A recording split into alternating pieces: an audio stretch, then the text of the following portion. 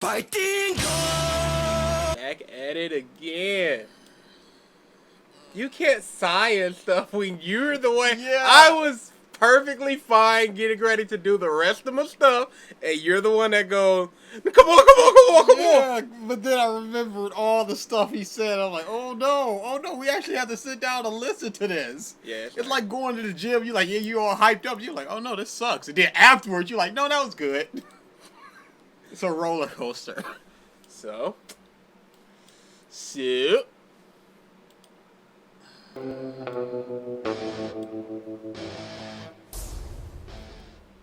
However, them receiving that chance also activates their last big challenge before the final confrontation with Diavolo. They already defeated La Squadra, the best of the best, so now it is time to fight the worst of the worst. They faced every part of Diavolo's empire: power, greed, promiscuity, violence, volatility, and much more. But now they have to confront the last aspect of the underground world: depravity. Meet Cioccolata and Secco, a couple so evil, so sadistic, so depraved that even Diavolo, who is named after the literal devil, calls the former the worst piece of shit to ever exist. They represent the final hurdle for the gang and the final test of their resolve before they can finally clash with Diavolo himself. So it is fitting that the ones trying to oppose fate are pitted against those who betrayed their calling. Cioccolata became a doctor, swearing to never use his knowledge in the pursuit of harm, only to then do literally that for years on end. Secco, meanwhile, opposed both his death at the hands of Cioccolata and the feelings towards him he should have had. Reasonably, Secco should have been terrified and disgusted by Cioccolata's actions, but instead became his loyal follower and pet. These two essentially managed to oppose their paths they should have walked in a small way, but they did it through cruelty, depravity, and inhuman sadism. They escaped their fate through a twisted, perverted idea of resolve and conviction, and succeeded thus far. And now it is time to pit this perverse iteration of resolve against the gang's more righteous, idealistic resolve. The fight immediately sticks out by having several additional magnitudes of collateral damage. While most stand battles are often contained between stand users, Cioccolata's Green Day causes one of the biggest single... Why would he show that when they destroyed a city block? I was just about to say they literally blew up a block. Just because you don't see the bodies doesn't mean there aren't bodies to be seen. And I don't know if I tuned out or anything, but what's Secco's resolve? He just wants to serve Green Day. What's his twisted, perverted resolve? Especially since as soon as Cioccolata dies, he goes, well, f him anyway. Yeah, he was a bum piece of shit. So what was his resolve? He's just trying to make it as thematic as possible. Stand massacres in the entire series, with first the marina at the fishing village and then a large portion of Rome being affected by the flesh-eating mold. It is a monstrous ability and it pushes the stakes up to the highest degree yet. With an enemy like this, the two main players in this fight, Giorno and Bruno, are pushed to their limits. Giorno is, for the first time, faced with an enemy he genuinely hates. During all the earlier fights, he didn't really have any personal feelings towards his opponents past his desire to win. In the case of Babyface, he even seemed to have a weird sort of respect for its growth and progress. But after seeing the senseless murder caused by Green Day, we, for the first time in a long while, see him be properly pissed.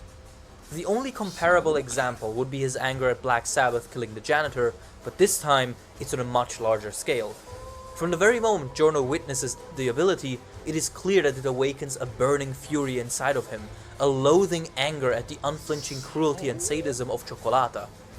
And so, during their fight, at people Giorno being killed. Why is this a trait attributed only to Giorno? It's not even just that, like, he's killed people himself. Sure, they were quote-unquote bad guys he was fighting, but why all of a sudden are the innocent murders just like, I don't know. Because he's already said, Oceaniz has said that Giorno will do whatever to accomplish his goal. So how can he get mad at other people for doing that? You know what I'm saying? ends up tapping into his Dio side fully, in one of my favorite moments of the part.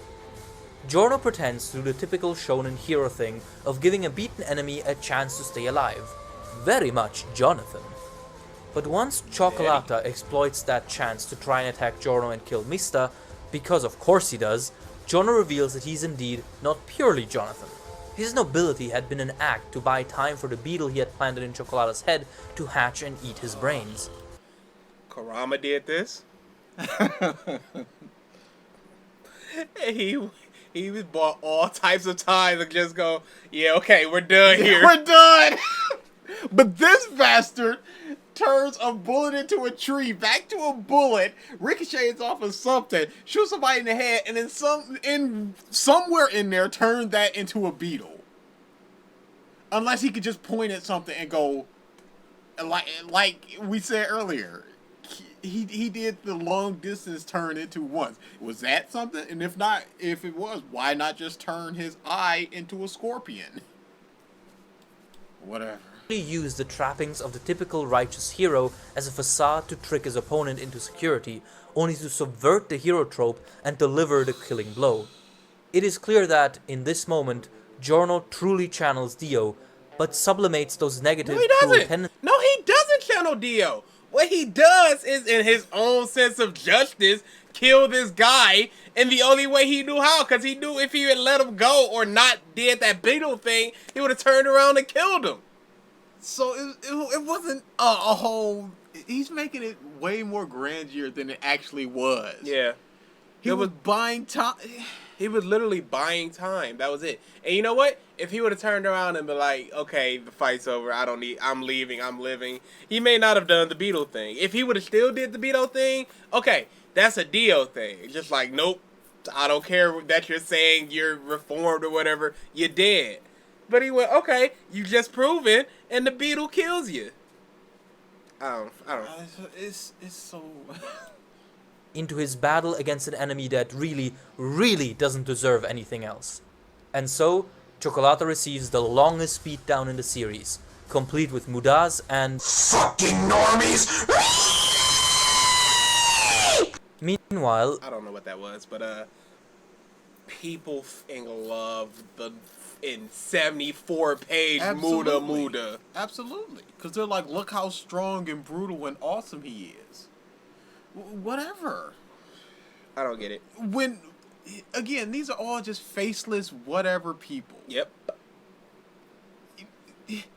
When Giorno did it, he was humiliated for like 2-3 chapters. So he's just like, now I'm gonna pay you back. But he's not, after the Cioccolata fight, he's not showing mourning anybody. He's not showing like trying to console any. He doesn't even really mourn Aranja. He's just like, we gotta keep it moving. Just move on. Bruno has to give in to something completely different. Ever since his, quote, death, we are given glimpses of his loss of humanity, lack of blood, body temperature, and pulse. But it is only after Green Day, the ability that devours life, fails to affect him, that we and Giorno are finally given confirmation. His life is already over. He simply moves forward with the life energy Giorno gave him. No, and his, say it with me, resolve. No, it's only the life energy that causes him to go forward. Give that all to Giorno. Talking about the embody, he even said in the previous part we did that it was in part because of Giorno that he came back.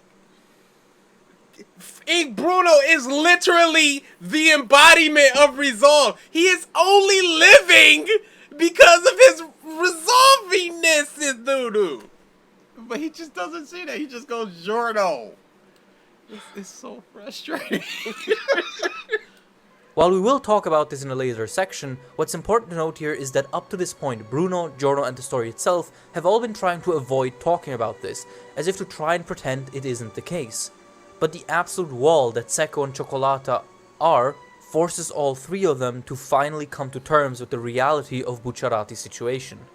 And indeed, that really seems to be a condition for victory, as their first skirmish with the dastardly duo at Marina di San Nicola ends with our gang having to retreat in panic.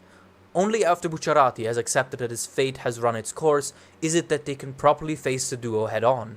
In his fight with Secco, Bruno goes as far as to utilize his status as a living corpse to his advantage, shattering his own eardrums to win. It is also here that the mysterious help they received is revealed to have come One sentence. Yep. Move on. What about all that cunning of Gio from a few parts ago? He talked about Gio for like 5 minutes. And this man just like, yeah, whatever. I'm cool. I'm already a corpse, so let's just do this. That's smart. That's good. That's resolve. And that's sacrifice. Literally one sentence. Again, Bruno is the actual JoJo. I don't care what anybody says. Other than Jean-Pierre Polnareff himself, ex-Stardust Crusader and full-time Silver Chariot. Stardust Crusaders is, of course, the most iconic part of JoJo. However, Polnareff's inclusion, together with Jotaro's presence in parts 4 and 6, thoroughly establishes the events of part 3 as an important story even in universe.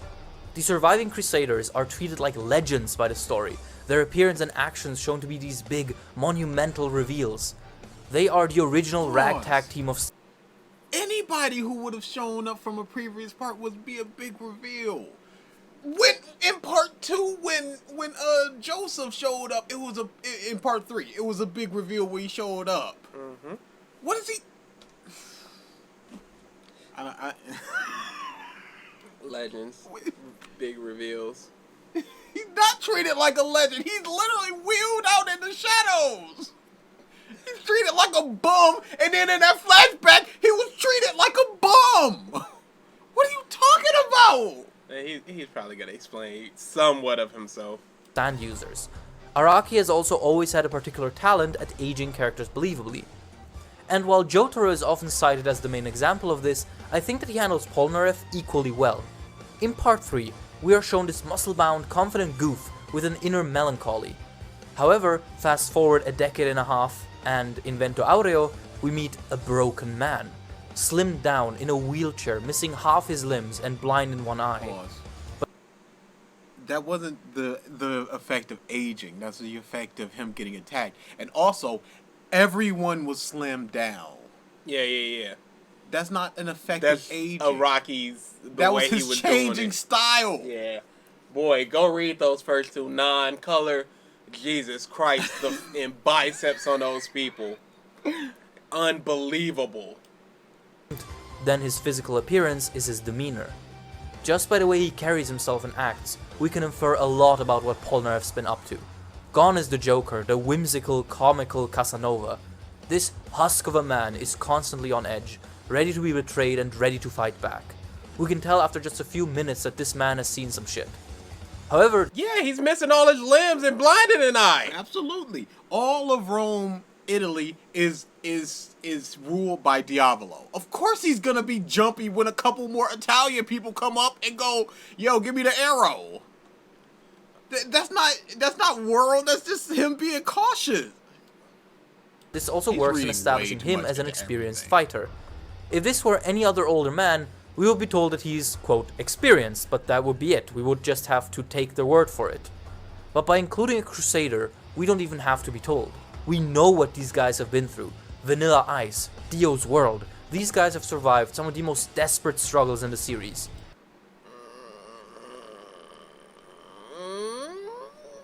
Not really.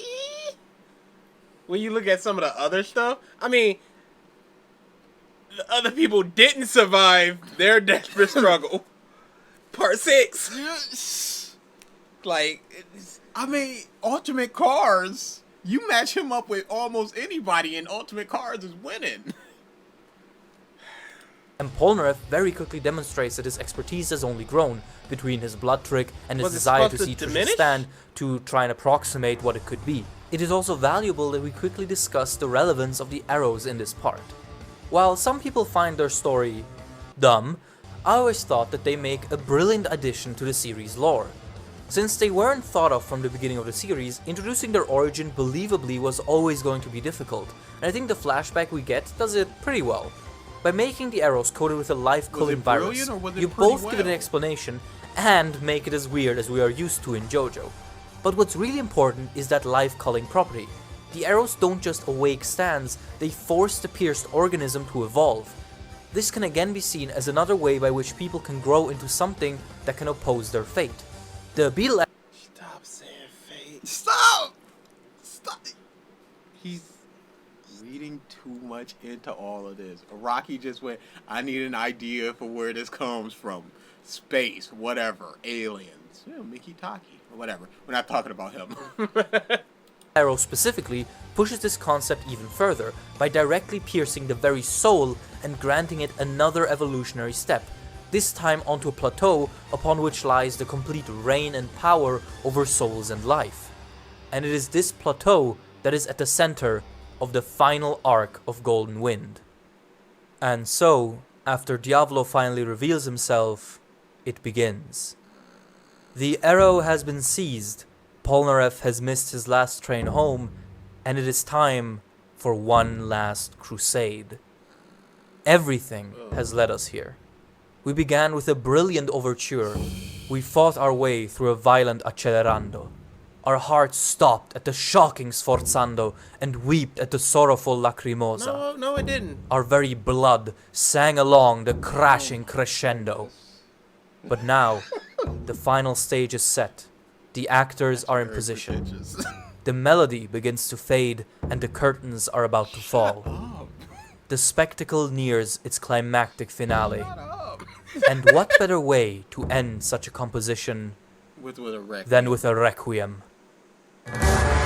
Oh!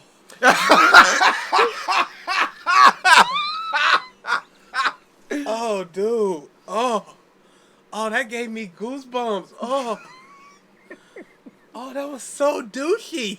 Yeah. Oh, boy, he planned all that just for that. What are music terms with Requiem? Oh, that's bad. That's bad. That's real bad. I don't like that. Oh, Jesus. Oh.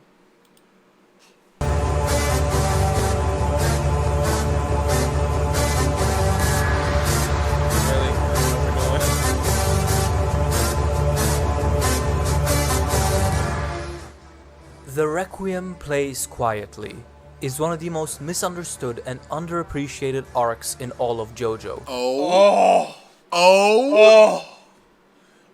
Please explain this horrible arc to us. Please explain why we're wrong. It's one of the most misunderstood arcs. So that means that you're going against the grain. Tell us why we're wrong. Please. This is beautiful. Oh, man. Oh, I hope he says the word fate. Come on, that's not even a question. Often seen as a stretch-out waste of time before the final fight, which is just wrong. The entire Requiem arc is the actual final fight of the series. It's the thematic culmination of everything that the story has been building towards from the very beginning. It's the final stand against fate itself. Chariot Requiem's birth at the hands of the arrow begins the arc, and immediately we are bombarded with symbolism. The word Requiem refers to the Missa pro defunctis, the Mass of the Dead, a mass and celebration offered to the souls of the deceased in the Catholic Church. However, it also refers to the Requiem in D minor, a specific Requiem Mass composed by classic composer Wolfgang Amadeus Mozart. The latter reference is not only specifically brought up by Araki, but also lends some pretty interesting interpretations. Mozart's Requiem has been the subject of many legends and rumors due to two things. It is still not known who commissioned him to write it, and Mozart died before he could finish it, leaving the Requiem incomplete. This reference is reflected in every aspect of Chariot Requiem. So we have to know all of that in order for this to be good? We have to think about all that in order to be like, yeah, no, I get it now. A 13-year-old boy just going, I like anime, I like JoJo, has to research Mozart and D minor and all this other bullshit in order for this to be good? Dude, do you hear yourself? Yeah, but it's not for the kids. This is for the... Man, the more... I don't give a shit about that. I don't either. You forcing this in order to make it good. Not just going, these things line up in a way that is consistent through the narrative or the themes or whatever. No, you gotta go all the way back to 1842. Come on. On the common depictions of the figure who supposedly commissioned the piece, a musketeer with a folded hat, whom some believe was actually Death himself in disguise. The death theory is specifically interesting because it implies that death itself gave Mozart the task of composing a song he would never finish, almost as if to laugh in humanity's face and dangle the futility of our existence in front of us. Death is, after all, the ultimate fate of all living things. Pause. And this But this is all assuming that was death. And if it's not, it's a crock of bull. If it's not, it's just a dude in a hat. It could have literally been the doctor or a butler. And you looking all into this when the answer could and very well and is a dude in a hat. came for Mozart as it is now coming for Giorno and the gang.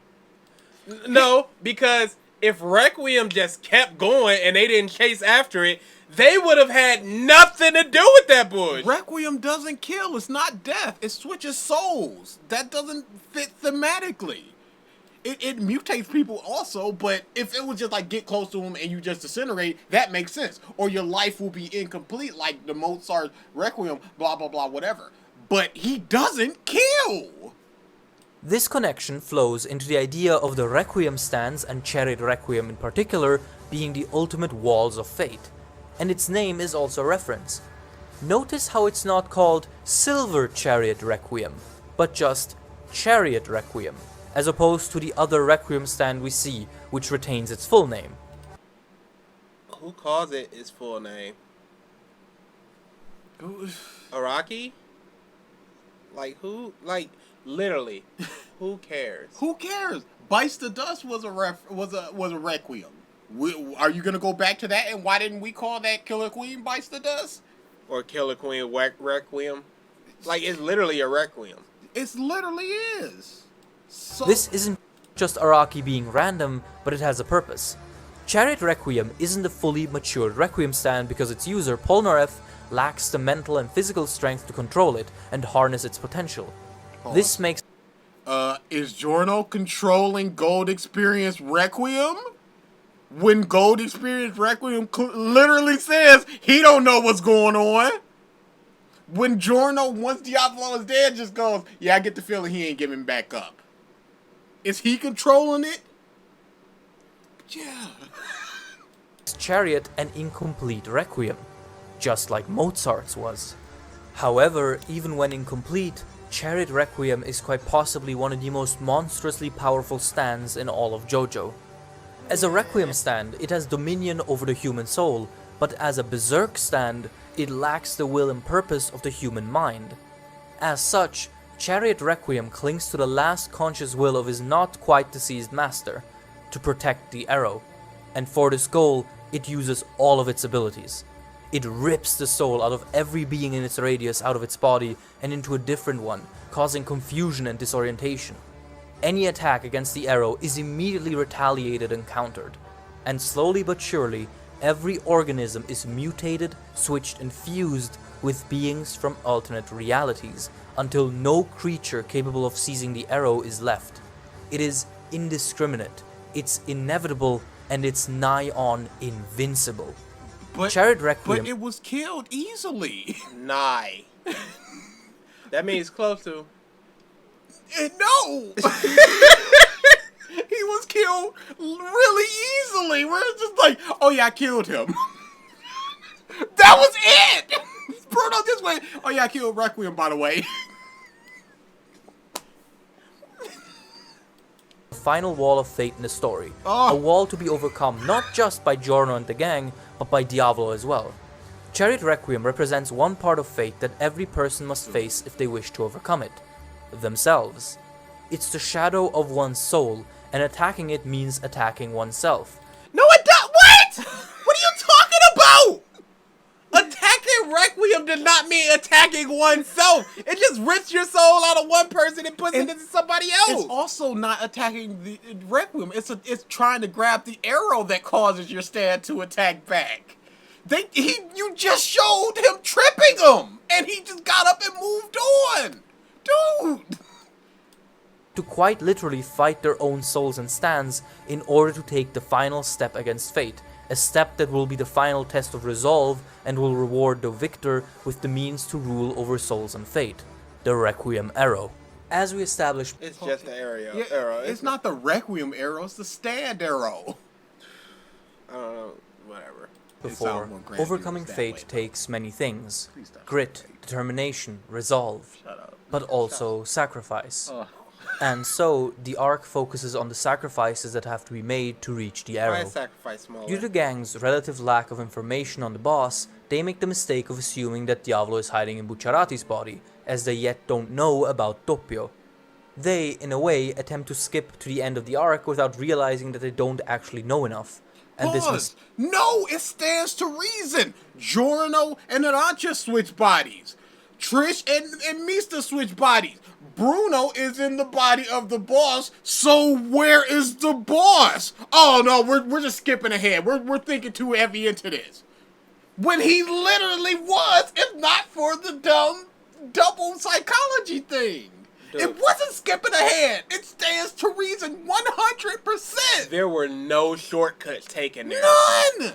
It's a logical conclusion. There's nobody else in the arena but Bruno, from what they can see. Yeah. There's nobody close enough that it's just like, okay, it looks like it's switching based upon distance, blah, blah, blah.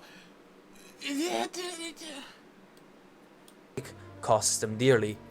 Before anyone has time to really react, time is erased and Narancia is dead. How? This death is especially cruel because, thanks to the body swap shenanigans, it is Narancia's voice and body that announces passing. Again, an ironic cruelty by fate. This time, unlike with Abbacchio's death, Mista doesn't hold back his tears, as he most likely was doing it for Narancia. Hope seems lost, but nonetheless, they have to push on. Thanks to We're just skipping over the way he was killed. No, absolutely. Dude, what happened there? We know that King Crimson cannot affect people in the skip time. So, you could be like, oh, he picked him up and put him in the spikes when it was erased and then the spikes came back, so it got in his... No, he cannot affect them. So, what happened? Also, he has an absurdly short range.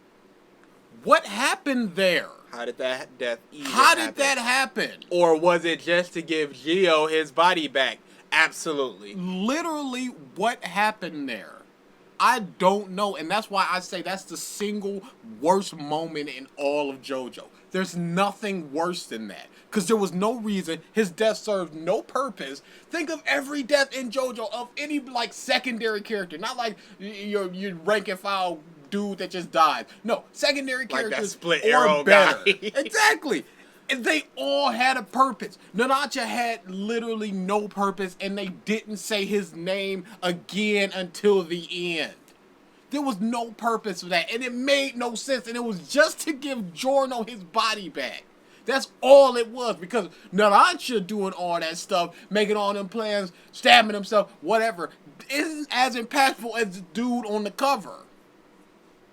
Polnareff, they finally figure out the dual nature of Diavolo and Doppio. They have to move on. They have to catch up to the Requiem. They simply do not have time to mourn. All Giorno can do is think back to how upset Narancia was that Abbacchio's corpse would be left all alone, far from home, and vows to bring Narancia back to his hometown. You just added the... What an alarm. I got an alarm. What did I set an alarm for? Oh, it's for this.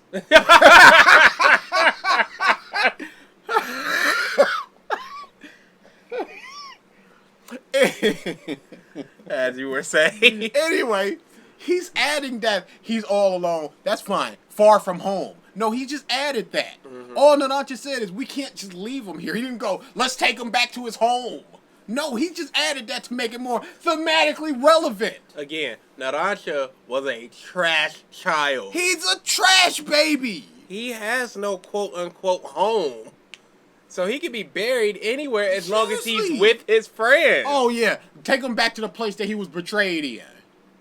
Dude, you just adding stuff just to make it thematically relevant. As he grows a bush of flowers over him, just as he did with the gangster that catalyzed his dream, one thing becomes clear.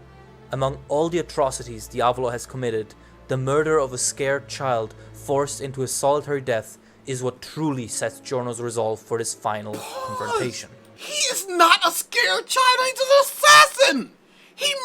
The first time that we see him, he threatens to stab Fugo.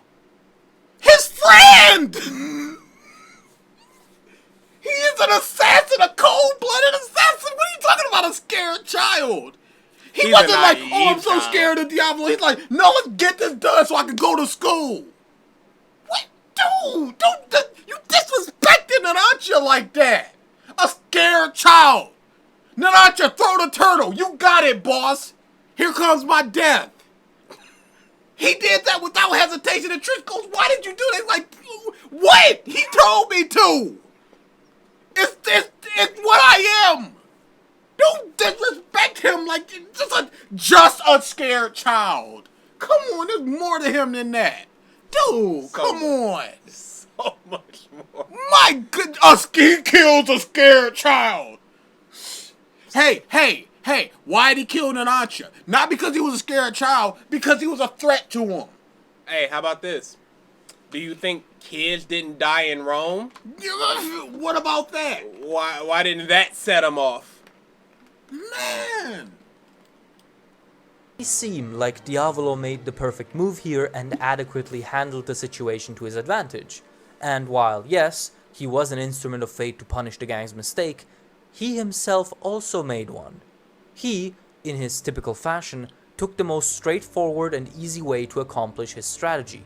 His plan to take on Narancia as he could detect him via Aerosmith is a solid approach. However, executing it immediately like that, when the gang is completely isolated from any other potential hosts of Diavolo, is a crucial mistake. No, it's not, because he didn't even know what the deal was.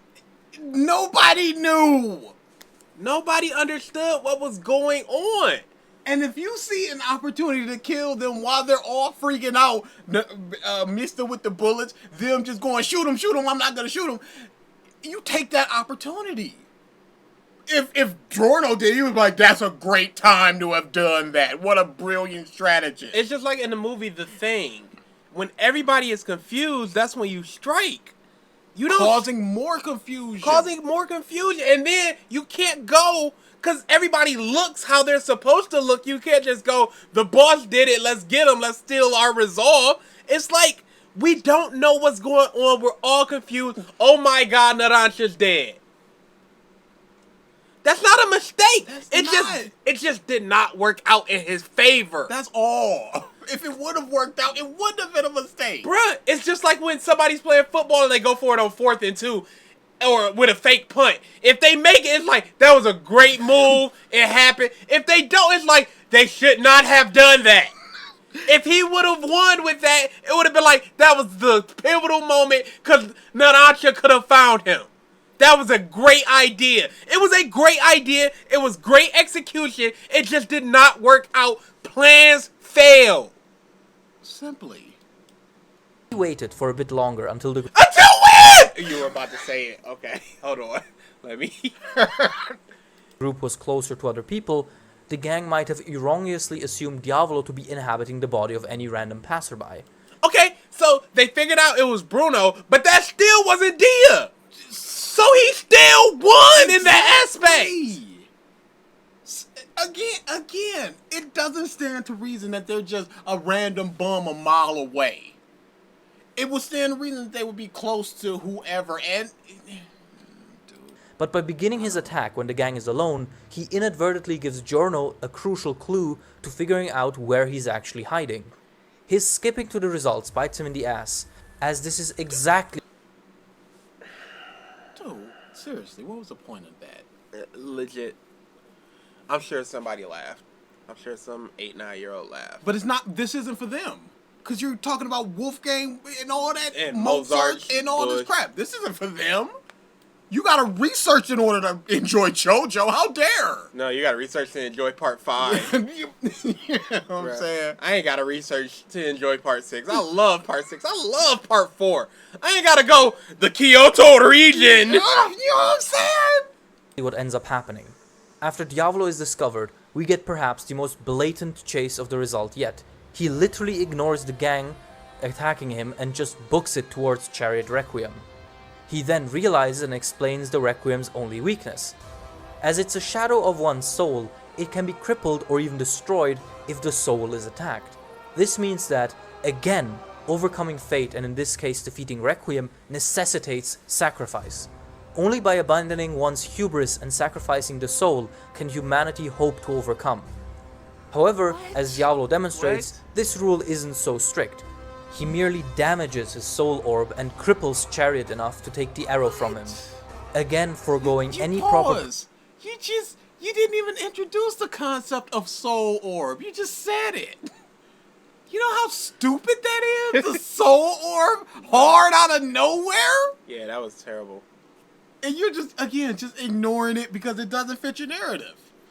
It's not even that it doesn't fit his narrative. It's one of those, like when he said it was perfect for him. It's one of those small things that he just overlooks.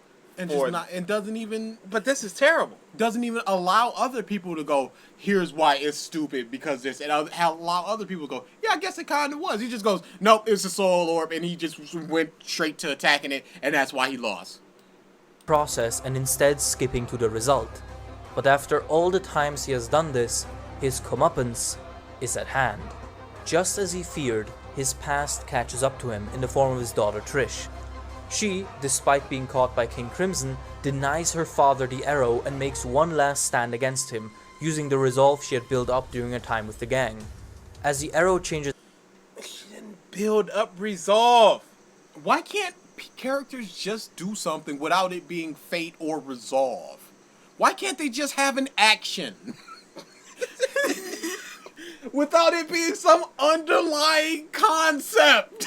Why can't they just go, this man bad, I'm in a position to stop him, so I will.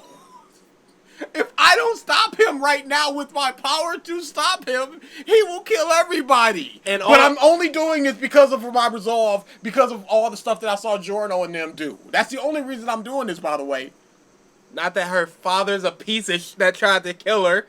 Not all this. Not that he actively killed somebody, her friend, not 5 minutes ago. No, resolve fate concepts. Themes. Hands again, Bruno musters his resolve. Oh, shut up! Shut up! Please. Please.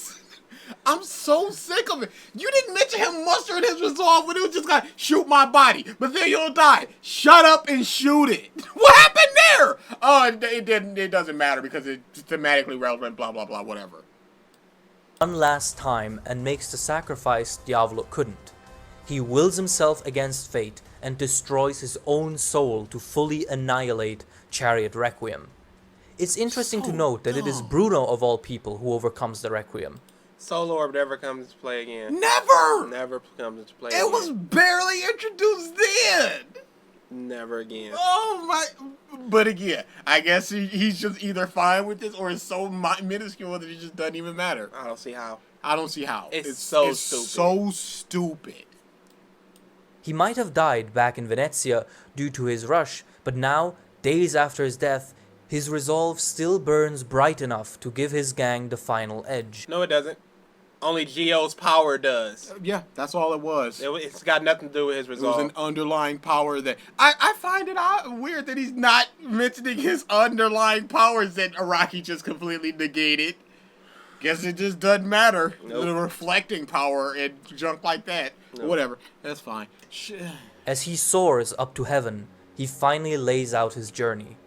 Before he had met Giorno, he had been asleep, a slave to his fate, unable to make the first step towards his goals that he knew were right. Before he met Giorno. As soon as he met Giorno, his eyes were open. He woke up. He stopped being a slave. It was all because of Giorno all this happened. Right. But thanks to Giorno... Popo trusted him enough to give him his money. So that's even then, that's a step. All he has to do is try to figure out a way to kill him. And then if he does, he just gets the money, and all that happens without Giorno. He can move up. If Popo literally died of a heart attack, he could go, all right, I got his cash. Time to move up. But you just putting all this on Giorno. That's why I hate Part 5. That's why I hate Gio. Exactly. He is the catalyst for everything, but he's not. But it's so framed like this. It's just like in Naruto, the first fight between Naruto and Sasuke at the Valley of whatever. And it's like, we're friends, we're best friends, to like add to the story as opposed to just two rivals fighting. Where was all this friendship before? Where was all of this before? And they add flashbacks of them frolicking in a field. We ain't see none of that! Hold on! You're trying to add it at this precise moment to give us this feeling of, oh, it's always been this way. But it hasn't. It has not always been this way for Part 5. And just to go, he never had the thought of rebelling or going for it until Geos came in. That completely undermines Bruno's character. And the shining resolve with Stop saying shining! Stop saying beacon! Stop saying resolve! Characters cannot just act. It has to. Dude, I have never thought about any kind of resolve or anything like that in One Piece.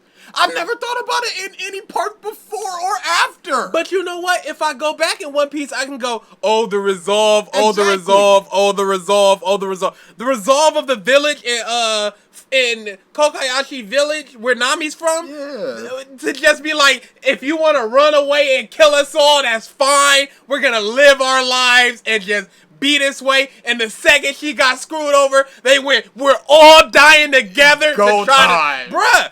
That's resolve, but I never went, wow, the resolve. I just went, why? This is great. You know why? Because there weren't a minimum of 3 speeches turning to the camera and going resolve. Like in this part. When you have to speak out your themes and stuff like that, it's not as effective. Absolutely.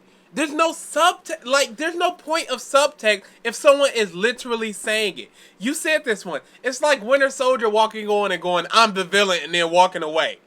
You show that he's the villain. You don't just go, I'm the bad person. So all of them just going resolve. There's nothing to think about there other than, yes, resolve. You can't think about fate or death or anything like that. You're saying the themes outright, and you're just handcuffing your audience to this one thing. And if they don't see it or care about it, then it's going to lessen their experience. But in order for it to be good, you have to think about these things. What if I don't care? What then? What if I just want to see a good JoJo's part? Why don't you tell a good narrative within your story without going, this is the narrative? Tell the narrative, but also have the resolve and the fate. This is all about resolve and fate. And I don't care. So it's just like, show me good characters, good fights, good moments, good story. Have your little subtext. But don't make it 100% about it, because I'm not gonna care and I don't care. within him, Bucciarati awoke and finally moved on forward with what he believed was just. His soul was reborn and he was freed from his shackles. Thanks to Giorno, he was able to face his fate head-on and even go further than ordained. And so, his soul made of literal gold, serenaded by angels and cherubs, Bruno Bucciarati ascends to the heavens, everything returns to normal, and he leaves the rest to Giorno. Diavolo, arrogant as ever, decides to not run and instead to mock Giorno, as he predicts with Epitaph that the arrow will reject and kill him. However, at this point, we have seen that Epitaph only shows very vague and incomplete visions. Sometimes, like in the risotto fight, that is to Diavolo's advantage, but other times, like with Bucciarati destroying the Requiem, the things the visions omit end up biting him in the culo. It's almost as if fate only begrudgingly hands him these premonitions and always only gives him half the picture. Oh, And that... No, it doesn't. He gives him the full pictures, and he just interprets it different ways. Just like with the bullet part right there. That's all it is. He's so arrogant. He's like, yep, oh no, I'm gonna get, nope, everything turned out fine. You said it yourself. If he sees it, it's gonna happen. So if he sees the arrow just bounce off of him and him looking worried, what is he gonna think? There's only one option. The thing that's been happening for his entire life. I see this thing, it happens. So him going, it's gonna kill you. That's not arrogance. That's a fact that it's gonna happen. It's just until bullshit happens. Until literal bullshit. Until literal bullshit happens. Makes sense, since Diavolo skips and ignores any and all actions and effort he would normally have to perform to oppose fate. Like, you know what? Yet constantly babbles on about how he is chosen by fate. He is a false champ. He is! You said yourself, whatever he sees happens. So, in those 7 seconds, he's the king of everything. He can erase it. Somebody shoots a bullet at him, it passes right through him because he saw it. Boy, fate love that, man. He's literally the master of fate. Unless bush happens! Literal bush. Literal bush! A pretender who uses the idea of fate to egomaniacally elevate himself. And fate is... That's like every villain ever. Any villain that goes, I'm chosen, uses fate for their bush. And again, it worked! Up until this point! It worked! a cruel mistress, and doesn't take this mockery lightly. Fate doesn't take the mockery. What are you talking? You know what? So why is fate fine with all these people opposing it? What about that mockery? What about that? What about all that resolve that's just changing everything? That's changing fate. Oh, it's cool with that mockery. It's cool with that mockery. But when he sees it and goes, fate is with me, that's when fate goes, no. That's you're taking my name in vain. Them fighting against me is fine. But you can't agree with fate coming. You can't agree with fate, even though you've been agreeing with fate your whole life ever since you got your stand. And I've been cool with it. And I've been cool with it until this one moment. Hey, how about this? How about I sprinkle some bush all over this story, huh? How about this? Golden Experience Requiem. The exact opposite of your stand. You dead forever. You didn't deserve this, but you got it. Fate. What? And so, after Diavolo pummels Giorno, certain of his victory, Gold Experience cracks, and finally, something hatches. The shell is shed, and out comes the true hand of fate, one of the most powerful fictional beings in all of manga. Pause. How is that satisfying? What about the people who just wanted to see a knockdown, drag-out fight? Bruh. Like there has been in each part before this. When this dude punches him once and he's just like, well, he's dead forever. How is that satisfying? Perpetual death. To Joe Q public who wants to see these people fight. But you know what? It was satisfying. Because people love it. Yes, they do. But I don't understand when it's just this literal bullshit. And it's just, I just win. Again, why do people hate Superman? I don't understand it. Because most people just look at it as, he's so powerful and wins so easily. But then they see this bush. This bush. And it's just like, this is awesome. Now, when this happened, it cracks. Golden Experience Requiem comes out. They monologue for a bit. The episode ends. 2 weeks later, that's when the 1 hour special was. Mm-hmm. It was like 7 minutes. And then Diavolo's dead, sleeping slaves. So you waited 2 weeks to see what this dude can do. Well, he directly opposes his power, does anything, he wins. And now there's this other story about fate and resolve and wrapping it all together. What if you ain't want to see that? What if you saw that, a 1 hour special with a new stand and Diavolo and everybody, they're all going to fight? Yo, get in there. 7 minutes, one punch, dead forever. Okay. Sleeping slaves.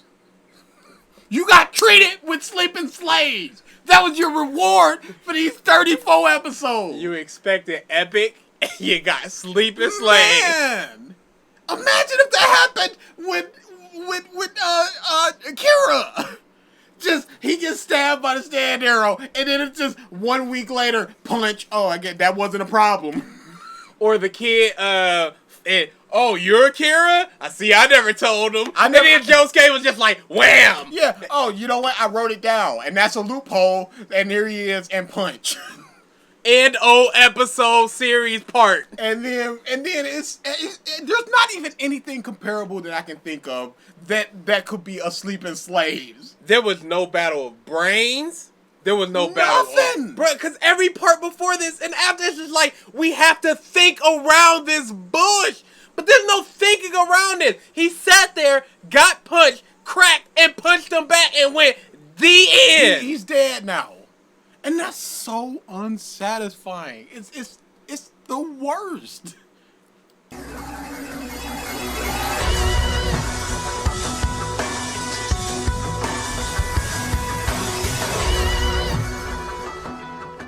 It all started with Giorno and his dream, and so it ends with that as well.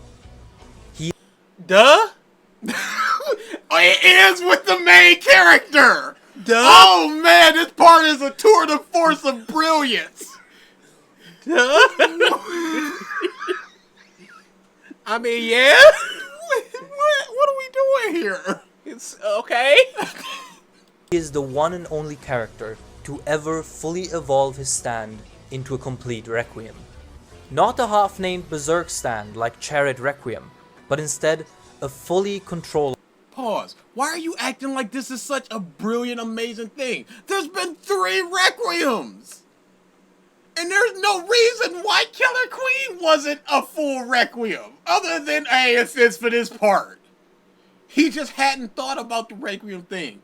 But he got stabbed and it evolved. But I guess his resolve wasn't good enough. Fate didn't love him enough. Fate, whatever. Matured stand. Gold Experience Requiem. Giorno successfully topples fate with the help of the arrow, and in doing so becomes an instrument of fate itself, ironically. How? As Araki himself states in Jojo Veller, GR is a matured version and is like a flower finally blooming right down to the head. This is what Gold Experience was always meant to become. Okay, so what's that got to do with fate? What's that got to do with fate? What's it got to do with fate? And Araki talks out of his butt so much. He's just a weird old dude. He's like a flower. That's why his head opened up. You see what I did? And he even laughed, and he put in parentheses that he laughed. So that wasn't meant to be taken seriously, because you shouldn't write a dissertation on that book. He didn't grow or evolve through anything other than him getting stabbed. If he was just like, I finally understand everything, and he evolved because of that, that'd be different. But there was an outside force that caused him to. Even if he got stabbed halfway through the series and worked the rest of the way until the end to fully get it, then he evolved. All he did was get stabbed like Kira before him. Its eyes change. Throughout part 5... Silver Chariot Requiem didn't have a face. He was all black. His eyes change. Oh, if you think about it, going back to Paparazzo, back in the 1400s, irises are... Oh. Many stands either have concealed eyes, weird, blind bug eyes, or eyes clouded by mania and insanity. But here, Gold Experience sheds its clouded vision and its Star Platinum, the world, Crazy Diamond. No. What are you talking what about? Many stands? You're picking and choosing, dude. Let's just erase these Let's stands just over get rid here. of all of them. Silver Chariot has a mask over him, and you can still see his eyes. Dude, you showed stands that are just like, this fits my narrative, and nothing else. Dude, piss off with this. This is very disingenuous. You legit are just trying to make your point. We're just ignoring stuff. See, I wouldn't mind if you were making your point if you said yes, blah, blah, blah, blah, blah. But you are completely ignoring or just not talking about stuff. Stands. Dude, what about not Golden Spirit Requiem?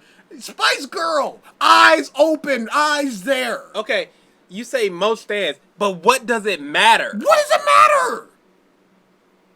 Star Platinum's his whole thing. Strength, speed, amazing eyesight.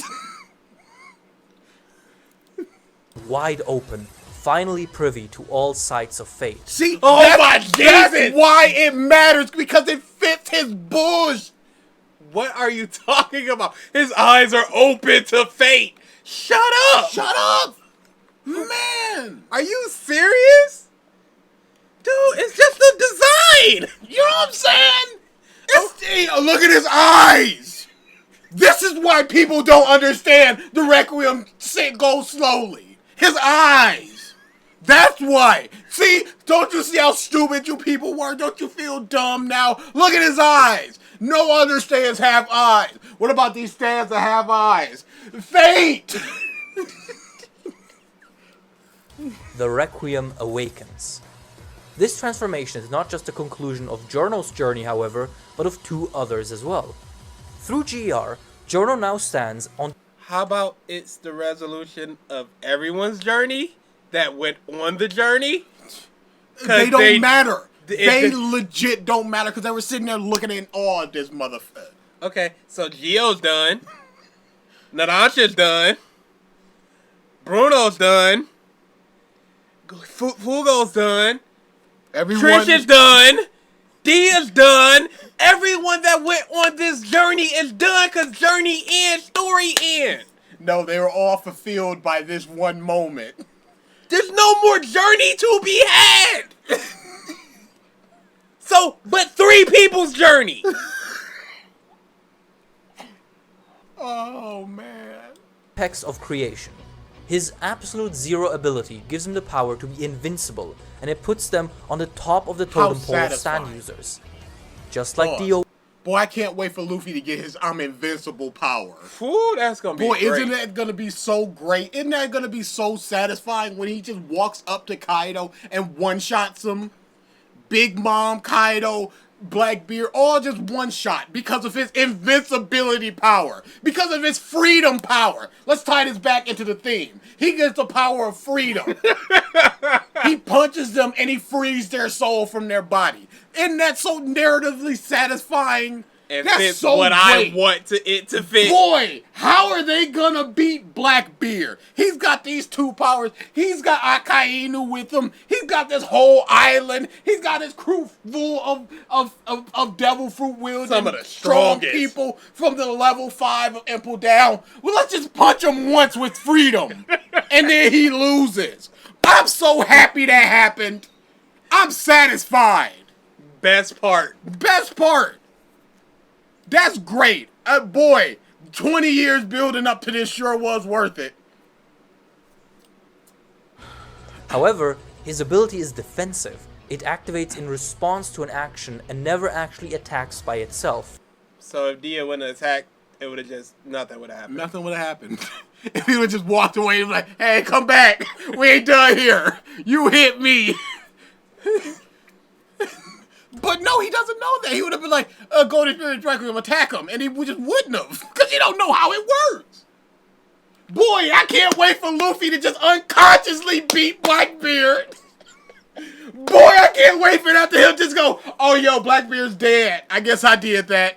But I thought Gio was the only one that ever fully had his stand and could control it. You know what I'm saying? He's the only one that's ever controlled his Requiem. But he doesn't control it, and it has to be the action of somebody else for it to activate. And he legit doesn't know and what's he doesn't going know. on. Additionally, Giorno uses this absolute power to bring justice into his environment. No, he doesn't. Requiem does it. Giorno doesn't know what's going on. And he doesn't bring it to bring justice to his environment. He does it to kill Dia forever. It's not his environment. He doesn't go and erase drugs from the world. Until he takes over the gang, he doesn't bring the justice to the environment. And that's got nothing to do with Requiem. It's just very flowery language that he's using. Is that why his head opened up? Ha ha ha. Very Jonathan. Serious about that. Giorno's ascension. Dude, if you don't stop with this comparison garbage, because we can just do that for every JoJo, because they all stem from that man. We can do that for everybody, so stop doing this like it's making sense, like you trying to convince us. You can just go through that all the way. Oh, he's joking, just like Jonathan did that one time. You just trying to convince us of this bullshit. You see that trembling lip? Joseph did it. Man. Dio did it. You just beating this into the head of either people who are so weak-minded and just like, is part 5 good? And I want to see why it's good. Oh, I guess it is pretty good. Or people who already agree with you. That's your only two audience. Because right now, you're hitting 0%, dude, with this garbage. You spitting a whole lot of garbage. Boy, he might as well just throw a SoundCloud beat under him. Because he is just spitting nonsense. Man. The Requiem marks the thematic fulfillment of not just his own ambitions, but also of his two halves, which both contribute to this conclusion. Giorno also becomes the antithesis of Diavolo. For Diavolo, only the results matter, it's the only thing he seeks. And now, his arch-enemy is bestowed with the power to erase any and all results forever. What's interesting here is that even though most of the story was dedicated to overcoming fate, here, at the end of it, Giorno becomes the exerting arm of fate itself, delivering to Diavolo the punishment for his many times of skipping and twisting fate. You just adding that. You're just adding bush. Kira didn't blow up. No one gave Kira the blow up. Seriously, he didn't get a whole big thematic stuff. He was crushed. The priest didn't get the blow, the fate, a rate. Like, nothing happened. What are you talking about? You know something? We don't even need to talk about fate with Kira. He wanted to remain anonymous. When he got crushed, his face was mushed, so they don't know who he was. He was anonymous in death. I don't need to say the word fate and resolve 1,000,000 times to go that. Punishment is exactly what Diavolo gets. First he gets mocked by his daughter, the only figment of his past not crushed by his hands. And then he, the man who sought eternal life and everlasting reign over others, is now condemned to an eternity of dying without ever arriving at his death. He will never reach truth. He will never reach reality. Pause. And so, why didn't Chocolata deserve that? That's what I was saying. This dude killed maybe a dozen people, and he gets death forever. He does not deserve that. But this dude gleefully killing old people and random indiscriminate people, he deserves. What about Polnareff? His stand was the catalyst of freaking scorpions coming out of people's eyes. the universe loops him again and again, dying one painful death after another, fulfilling his dream of immortality in the cruelest way possible. Pause. Did he have a dream of immortality? I don't believe so. No, that's just adding stuff to make it thematically relevant, huh? And moreover, he's condemned to a fate where, because of the metaphysicality of this loop, he will never ever have an effect on the real world again. Unlike the brave crusaders that fought against him, this devil will never be able to change or influence anything ever again. He will forever be denied the ability to twist and change his or anyone else's fate. There is a literary work by Percy Bysshe Shelley that comes... Oh, it's so hot here. I can't breathe. I can't. I don't need to go back to 300 years ago to justify why I like the things I like. Why the things that I think are good are good. I don't need to do that. You know what happens when Oda researches something and brings it into his manga? He explains it in that manga. He goes, this is the archipelago, and here's the stuff, exactly. And here's how the bubbles work, and all this stuff. Or he just goes, Giorno Bonnie was a pirate. Look her up if you wanna. But you know what? I got my jewelry, Bonnie. I know Blackbeard was a pirate. I don't know anything about him.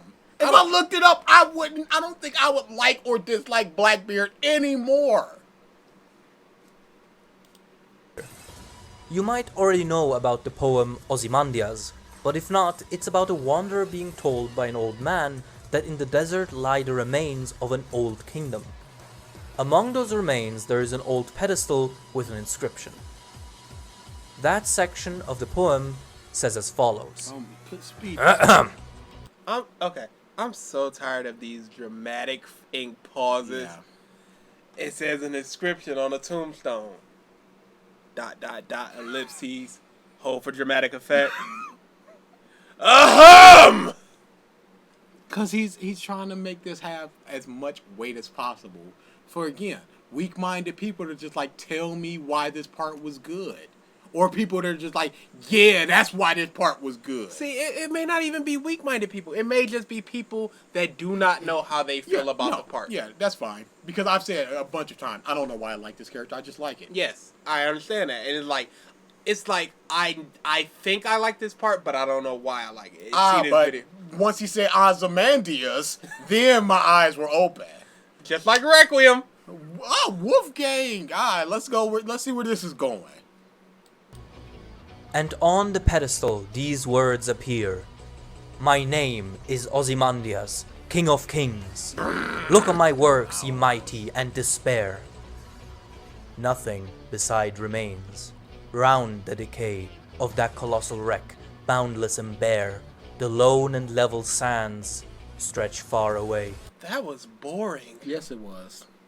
Yes, it was. But then again, I'm not a man that cares about poems and stuff. Yeah, me either. But man, that was boring.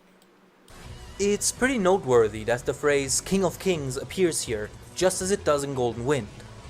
Ozymandias tells of an arrogant, megalomaniacal king who believes himself to be the eternal ruler of everything, who then, a few millennia later, is only an obscure, meaningless reference in an empty desert.